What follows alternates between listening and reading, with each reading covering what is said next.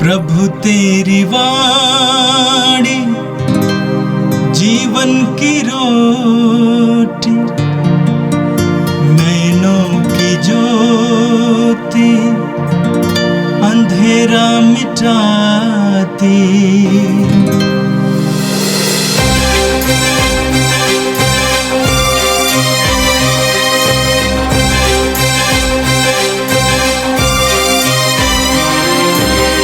प्रभु तेरी वाणी जीवन की रोटी, नैनों की ज्योति अंधेरा मिटाती। प्रभु तेरी वाणी जीवन की रोटी, नैनों की ज्योति अंधेरा मिटाती। वाणी वाणी वाणी वाणी वाणी पवित्र है, शाश्वत है, जीवन का मन्ना है। 3 सितंबर शनिवार। पहला पाठ कुरिन्थियों के नाम संत पौलुस का पहला पत्र, अध्याय 4, पद संख्याएं 6 से 15। हम भूखे और प्यासे हैं और फटे पुराने कपड़े पहनते हैं। भाइयों एवं बहनों, मैंने आप लोगों के लिए अपने और अपोलो के विषय में यह स्पष्टीकरण दिया है, जिससे आप हमारे उदाहरण से यह शिक्षा ग्रहण करें कि कोई भी धर्म ग्रंथ की मर्यादा का उल्लंघन ना करें, और आप एक का पक्ष लेते हुए और दूसरे का तिरस्कार करते हुए घमंडी ना बने। कौन आपको दूसरों की अपेक्षा अधिक महत्व देता है? आपके पास क्या है जो आपको ना दिया गया हो? और यदि आपको सब कुछ दान में मिला है तो इस पर क्यों गर्व करते हैं, मानो यह आपको ना दिया गया हो? अब तो आप लोग तृप्त हो गए हैं, आप धनी हो गए हैं, आपको हमारे बिना राज्य मिल चुका है। कितना अच्छा होता यदि आपको सचमुच राज्य मिला होता, तब हम भी शायद आपके राज्य के सहभागी बन जाते। मुझे ऐसा लगता है कि ईश्वर ने हम प्रेरितों को मनुष्यों में सबसे नीचा दिखाया है। हम अखाड़े में प्राणदंड भोगने वालों मनुष्य की तरह हैं। हम विश्व के लिए, स्वर्गदूतों और मनुष्यों दोनों के लिए तमाशा बन गए हैं। हम मसीह के कारण मूर्ख हैं, किंतु आप मसीह के समझदार अनुयायी हैं। हम दुर्बल हैं और आप बलवान हैं। आप लोगों को सम्मान मिल रहा है और हमें तिरस्कार। हम इस समय भी भूखे और प्यासे हैं, फटे पुराने कपड़े पहनते हैं, मार खाते हैं, भटकते फिरते हैं और अपने हाथों से परिश्रम करते करते थक जाते हैं। लोग हमारा अपमान करते हैं और हम आशीर्वाद देते हैं। वे हम पर अत्याचार करते हैं और हम सहते रहते हैं। वे हमारी निंदा करते हैं और हम नम्रतापूर्वक अनुनय विनय करते हैं। लोग अब भी हमारे साथ ऐसा व्यवहार करते हैं मानो हम पृथ्वी के कचरे और समाज के कूड़ा करकट हों। मैं आप लोगों को लज्जित करने के लिए यह नहीं लिख रहा हूँ, बल्कि आपको अपनी प्यारी संतान समझकर समझा रहा हूँ, क्योंकि हो सकता है कि मसीह में आपके 1000 शिक्षक हों, किंतु आपके अनेक पिता नहीं हैं। मैंने सुसमाचार द्वारा यीशु मसीह में आप लोगों को उत्पन्न किया है। यह प्रभु की वाणी है। संत लूकस के अनुसार आज का पवित्र सुसमाचार, अध्याय 6 वाक्यांश 1 से 5 तक। यीशु किसी दिन विश्राम के दिन गेहूं के खेतों से होकर जा रहे थे। उनके शिष्य बालें तोड़कर और हाथों से मसल कर खाते थे। कुछ फरीसियों ने कहा, जो काम विश्राम के दिन मना है, तुम लोग वही क्यों कर रहे हो? यीशु ने उत्तर दिया, क्या तुम लोगों ने यह नहीं पढ़ा कि जब दाऊद और उसके साथियों को भूख लगी तो दाऊद ने क्या किया था? उसने ईश मंदिर में जाकर भेंट की रोटियां उठा ली, उन्हें स्वयं खाया तथा अपने साथियों को भी खिलाया। याजकों को छोड़ किसी और को उन्हें खाने की आज्ञा तो नहीं है। और यीशु ने उनसे कहा, मानव पुत्र विश्राम के दिन का स्वामी है। यह प्रभु का दिव्य सुसमाचार है। क्रिस्त प्रभु की जय। क्रिस्त में प्यारे भाइयों और बहनों, आज का पहला पाठ हम कुरिन्थियों के नाम संत पौलुस का पहला पत्र से सुनते हैं। और वहाँ पे विशेष करके पौलुस विश्वासियों को और धर्म प्रचार सेवक ऐसे लोगों के विषय में बताना चाहते हैं। पौलुस बताते हैं, तुम्हें प्रभु को जानने का विशेष वरदान मिला है। आपको प्रभु मिल चुके हैं, आप विश्वासी बन चुके हैं, आप प्रभु के वचन की सेवा करते हैं। आपके अंदर में घमंड प्रवेश न करें, घमंड न प्रवेश करें, क्योंकि जब घमंड प्रवेश करता है इंसान का विनाश होना अति आवश्यक और निश्चित रहता है। और इसलिए इन बातों पर जोर देते हुए कहते हैं, वचन में क्या बताया गया है कि धर्म ग्रंथ की मर्यादा का उल्लंघन न करें। आगे संत पौलुस बताते हैं, और दूसरे का तिरस्कार करते हुए घमंडी न बने। अक्सर लोगों के जीवन में क्या देखा जाता है, हमारे जीवन में भी देखा जाता है। भले ही हम प्रभु पर विश्वास करते हैं, वचन को पढ़ते हैं, वचन के अनुसार जीने का प्रयास करते हैं, लेकिन जब घमंड व्यक्ति के अंदर में प्रवेश करता है, आचरण, व्यवहार, अच्छाइयाँ, विश्वास सब कुछ धीरे धीरे कम होने लगते हैं। क्यों? क्योंकि घमंड व्यक्ति के अंदर में जड़ें पसरने लगते हैं। और याद रखिएगा कि जिस व्यक्ति के अंदर में घमंड प्रवेश करता है वह बढ़ता नहीं है, बढ़ता जरूर है, लेकिन असफलता को जीवन में देखता है। वचन में पढ़ेंगे, सुक्ति ग्रंथ अध्याय 18 वाक्य 12 में पढ़ेंगे। वचन इस प्रकार है, घमंड विनाश की ओर ले जाता है और विनम्रता सम्मान की ओर। वचन बताता है कि घमंड विनाश की ओर ले जाता है। जिस व्यक्ति के अंदर में घमंड प्रवेश करता है वो धीरे धीरे विनाश की ओर जाता है, लेकिन वही जिसके अंदर में सम्मान प्रवेश करता है, नम्रता प्रवेश करता है, वह सम्मान की ओर, नम्रता की ओर बढ़ता है। और इसी बात को संत पौलुस जोर देते हैं कि आपको मसीह मिल चुके हैं, आपको विश्वास का वरदान मिल चुका है, आप प्रभु के रास्ते पे चलना शुरू किए हैं, आप प्रभु के सेवक और दास हैं। अपने अंदर में घमंड को प्रवेश ना होने दें, चरित्र में घमंड को प्रवेश ना होने दें। क्यों? क्योंकि संत पौलुस इस बात को जानते हैं कि घमंड का प्रवेश एक तरह से विनाश है, घमंड का प्रवेश एक तरह से विकास नहीं बल्कि असफलता है।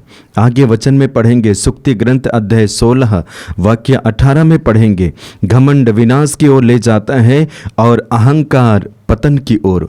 घमंड विनाश की ओर और वही अहंकार पतन की ओर ले जाता है।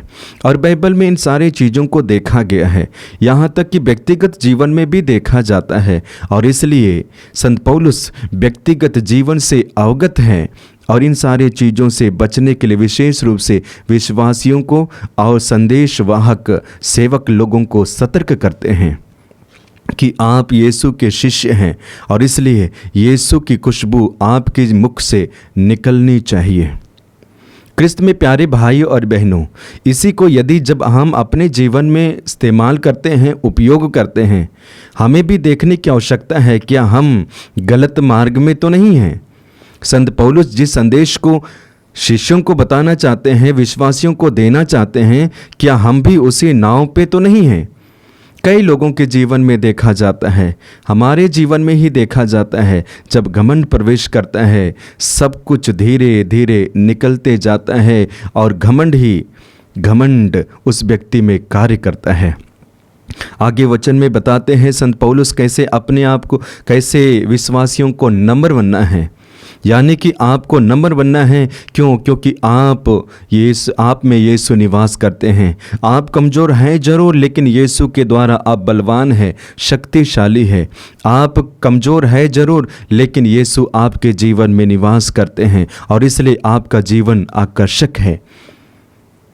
तो यदि आपका जीवन आकर्षक है तो घमंड के द्वारा अपने जीवन को बर्बाद ना करें। बस विश्वास करें, नम्र बने और प्रभु के कार्य में लगे रहें। क्रिस्त में प्यारे भाइयों और बहनों, यही शिक्षा हमारे जीवन में प्रवेश करती है और प्रयोग और इस्तेमाल होती है। हमें भी ऐसे ही जीवन जीने की आवश्यकता है। घमंड से भरा हुआ जीवन नहीं, बल्कि नम्रतापूर्वक जीवन जीना चाहिए। तभी हम सफलता हासिल करेंगे, तभी हम प्रभु के मार्ग में बरकरार रखेंगे, अन्यथा नहीं। आज के दूसरे पाठ अर्थात सुसमाचार में जब हम प्रवेश करेंगे, वहाँ पे मुख्य रूप से यीशु और उनके शिष्य और फारिसियों के बारे में वर्णन पाते हैं। यीशु अपने शिष्यों के साथ यात्रा कर रहे हैं और यात्रा के समय में उनके शिष्य गेहूं के बालें को तोड़कर मसलते हुए खाते हैं और उसे देखकर फारिसी लोग उनके बारे में आलोचना करते हैं और कहते हैं, आप और आपके शिष्य जो नियम बनाया गया है उसे तोड़ते हैं, ऐसा क्यों करते हैं? यीशु भी पुराने व्यवस्था को रेफर करते हुए दाऊद के बारे में बताते हैं। दाऊद के मित्र भी पवित्र रोटी को खाए थे। यदि वो संभव हो सकता है तो ये भी संभव हो सकता है। इस तरह से यीशु फारिसियों को समझाने का प्रयास करते हैं और चुनौती भी देते हैं। वचन के अंत में हम लोगों ने देखा कि ईसा ने उनसे कहा, मानव पुत्र विश्राम के दिन का स्वामी है। तो इस तरह से यीशु समझाना चाहते हैं फारिसियों को। क्रिस्त में प्यारे भाइयों और बहनों, एक बात को जानने की आवश्यकता है कि नियम एक एक व्यक्ति के लिए उचित और आवश्यक है। जैसे फारिसी लोग नियम पर विश्वास करते हैं, नियम को ही सब कुछ मानते हैं और कितने सारे नियम बनाते हैं, 613 उससे भी ज़्यादा नियम को पालन करने के लिए मजबूर करते हैं, हालांकि पालन नहीं करते हैं। मैं समझता हूँ नियम उचित है, आवश्यक है, और जहाँ पे नियम है वहाँ पे सफलता है। जहाँ पे नियम है वहाँ पे सफलता है। और इसके बारे में देख लीजिए, देश में नियम है, समाज में नियम है, गांव में नियम है, यदि घर में भी नियम है और व्यक्तिगत जीवन में भी नियम है तो सफलता है। यदि नियम नहीं है तो सफलता नहीं है। सुंदर उदाहरण व्यक्तिगत जीवन के बारे में देख लीजिएगा। आप यदि नियम के पक्के हैं, नियम का पालन अपने जीवन में करते हैं, प्राकृतिक नियम है या तो अपने द्वारा बनाया गया नियम है, पालन करते हैं, आप अपने जीवन में सफलता हासिल करेंगे। हर जगह आप विकास करेंगे, हर जगह आप सफल होंगे। और इसके बारे में हम विशेष करके महापुरुषों की जीवनी में पढ़ते हैं। गंभीर परिस्थिति, विपरीत परिस्थितियों में भी उन्होंने नियम का पालन किया। नतीजा क्या हुआ? सफलता उनके चरण चूमते हैं। ठीक उसी प्रकार आपके जीवन में भी आगे जहाँ पे नियम है वहाँ पे ऑर्डर है, क्रम है। जहाँ पे नियम है वहाँ पे ऑर्डर है, वहाँ पे क्रम है। अपने व्यक्तिगत जीवन को ही देख लीजिएगा, समाज को देख लीजिएगा। जहाँ पे नियम नहीं है वहाँ पे सब कुछ डिसऑर्डर है, क्रम में नहीं है। लेकिन नियम का होना, क्रम का होना है, इन ऑर्डर होना है। ठीक उसी प्रकार आगे देखेंगे, जहाँ पे नियम है वहाँ पे सभ्यता है, नैतिकता है। आज संसार के बारे में देख लीजिए, संसार विनाश की ओर जा रहा है। संसार के लोग सबसे ज़्यादा सांसारिक माया मोह प्रलोभन में पड़े हुए हैं। और जहाँ पे माया मोह आकर्षण प्रलोभन है वहाँ पे नियम नहीं है। नियम है भी लेकिन पालन नहीं करते हैं, और इस तरह से अनैतिकता व्यक्तियों के जीवन में प्रवेश कर रही है। असभ्यता मानव जीवन में प्रवेश कर चुका है। इस तरह से धीरे धीरे हमारे जीवन में ऐसे चीज़ों को देखा जा रहा है जिसको देखा नहीं जाना चाहिए। क्या दर्शाता है कि व्यक्ति नियम का पालन नहीं करते हैं। आगे नियम का पालन करना, जहाँ पे नियम है वहाँ पे समानता है। एक दूसरे को आदर करने, एक दूसरे को सम्मान करने का विशेष वरदान मिलता है। जहाँ पे नियम है वहाँ पे शांति है। तो इस तरह से जब हम नियम के बारे में सोचते हैं, नियम के बारे में पढ़ते हैं, तो इतने सारे संदेश हमें प्राप्त होते हैं। जहाँ पे नियम है, नियम का पालन है, इतने फ़ायदे होने के बावजूद भी जब हम फारिसियों के जीवन में प्रकाश डालते हैं, वे नियम को इतने ज़्यादा फोर्स देते हैं, पालन करते हैं, स्वयं पालन नहीं करते हैं बल्कि लोगों को पालन करने के लिए मजबूर करते हैं। सबसे ज़्यादा नियम को फोकस करना, हद से ज़्यादा वो इंसान के जीवन में एक नकारात्मक कार्य कराता है और इसलिए उतना फ़ायदा नहीं है। और इसी चीज़ों को यीशु बदलने के लिए प्रयास करते हैं, जो इंसान को नियम के द्वारा यानी कि दबाए जा रहे थे, विनाश किए जा रहे थे। यीशु मसीह चुनौती देते हैं और इसलिए कहते हैं कि इंसान नियम के लिए नहीं बल्कि नियम इंसान के लिए बनाया गया है। तो क्रिस्त में प्यारे भाइयों और बहनों, जब आज इस पाठ को सुनते हैं तो हमारे लिए संदेश क्या है? प्रभु हमें बताना क्या चाहते हैं? बताना यही चाहते हैं कि व्यक्तियों के जीवन में सबसे ज़्यादा ईश्वर निवास करना चाहिए। व्यक्तियों के जीवन में सबसे ज़्यादा और प्रथम स्थान ईश्वर होना चाहिए, ईश्वर को मिलना चाहिए।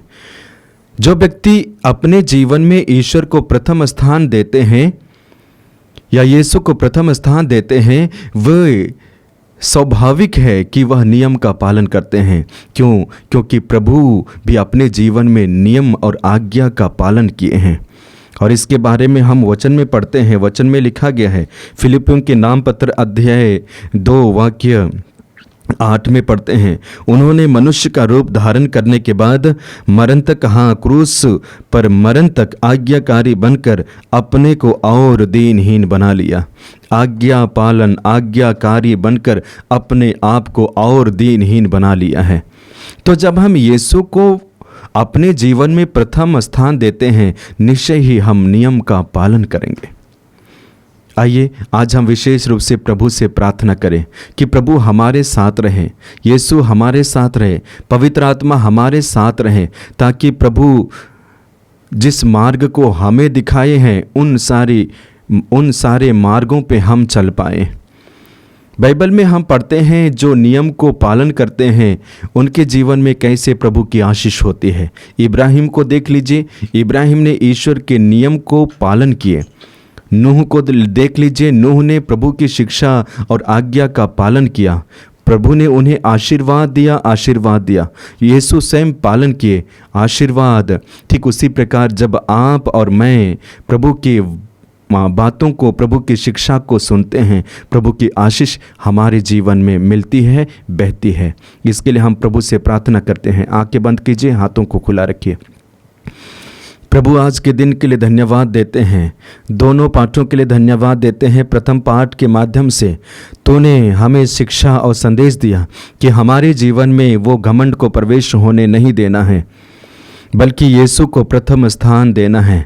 ठीक उसी प्रकार दूसरे पाठ अर्थात सुसमाचार के जरिए प्रभु आप हमें संदेश देना चाहते हैं कि इंसान के जीवन में वस्तु, व्यक्ति ही प्रथम स्थान नहीं, बल्कि ईश्वर और यीशु आप प्रथम स्थान में होना चाहिए।